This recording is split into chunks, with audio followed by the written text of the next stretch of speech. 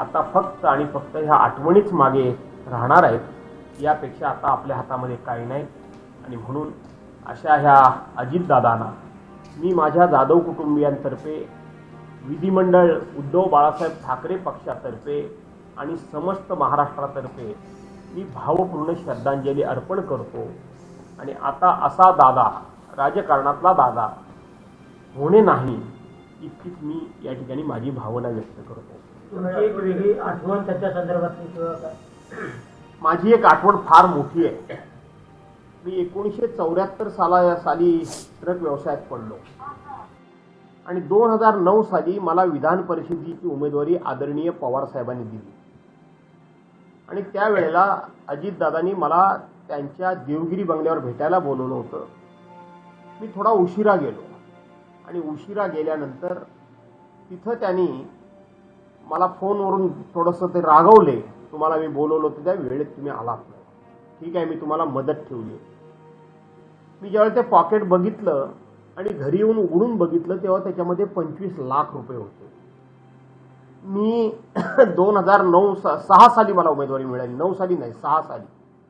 2006 सालापर्यंत एकत्रितपणे एकाच वेळेला 25 लाख रुपये मी कधीही बघितलेले नव्हते. कधीही बघितलेले नव्हते. इतका मोठा ट्रक व्यावसायिक मी असल्यानंतर सुद्धा. आणि म्हणून ज्या दिवशी 25 लाख रुपये मी हातामध्ये घेतले त्या दिवशी मी निर्णय केला की ज्या दिवशी माझ्याकडे पहिले 1 कोटी रुपये जमा होतील ते पहिले 1 कोटी रुपये मी अजितदादांना देईन. मला नंतर राज्य मंत्रिमंडळामध्ये घेतलं गेलं 2009 साली.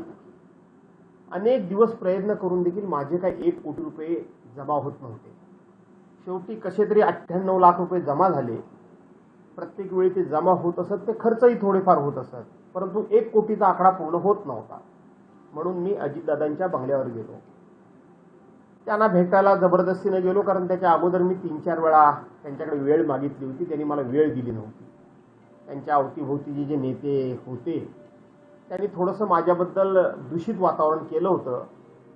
ते मला वेळ देत नव्हते.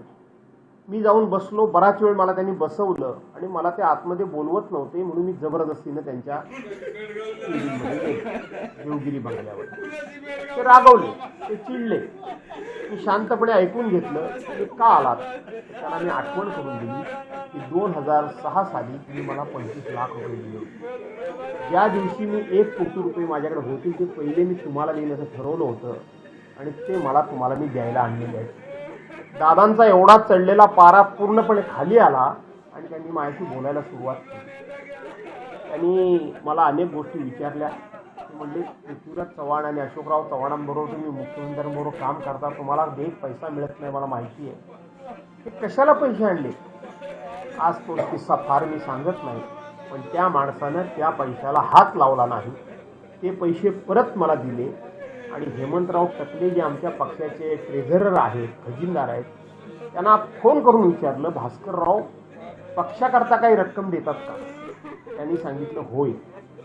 तिथंच हेमंतराव टकलेंना त्यांनी थोडंसं खडसावून सांगितलं की भास्कररावांकडनं एक पैसा घ्यायचा नाही, कोणीच देत नाही, त्यांच्याकडनं का घ्यायचं? ते अजितदादा.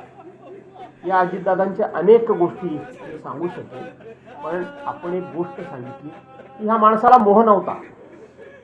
हा माणूस जेवढा वरून म्हणजे कोकणातल्या फणसासारखा होता, वरून वाटायला काटेरी, परंतु आतून अतिशय रसाळ होता. आणि म्हणून असे दादा आज आपल्या सर्वांना सोडून गेले. मी माझी ग्रामदेव शारदा देवीला प्रार्थना करतो. त्यांच्या वयोवृद्ध आई घरी आहेत, पवारसाहेब आहेत, प्रतिभा काकी आहेत, त्यांचे कुटुंबीय आहेत. ईश्वरा त्यांच्या कुटुंबियांना हे दुःख सहन करण्याची ताकद दे. आणि पुन्हा एकदा दादांना मी या ठिकाणी भावपूर्ण श्रद्धांजली अर्पण करतो.